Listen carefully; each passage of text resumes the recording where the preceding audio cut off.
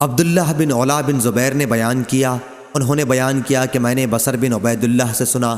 انہوں نے ابو ادریس سے سنا، کہا کہ میں نے عوف بن مالک رضی اللہ عنہ سے سنا،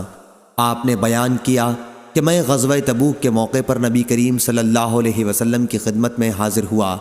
آپ اس وقت چمڑے کے ایک خیمے میں تشریف فرما تھے۔ آپ صلی اللہ علیہ وسلم نے فرمایا کہ قیامت کی 6 نشانیاں شمار کر لو، میری موت، پھر بیت المقدس کی فتح، پھر ایک وبا جو تم میں شدت سے پھیلے گی جسے بکریوں میں طاعون پھیل جاتا ہے، پھر مال کی کثرت اس درجے میں ہوگی کہ ایک شخص 100 دینار بھی اگر کسی کو دے گا تو اس پر بھی وہ ناراض ہوگا،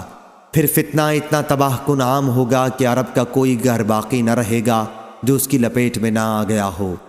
پھر صلح جو تمہارے اور بنی الاصفر نصارائے روم کے درمیان ہوگی، لیکن وہ دغا کریں گے اور ایک عظیم لشکر کے ساتھ تم پر چڑھائی کریں گے، اس میں 80 جھنڈے ہوں گے اور ہر جھنڈے کے ماتحت 12,000 فوج ہوگی،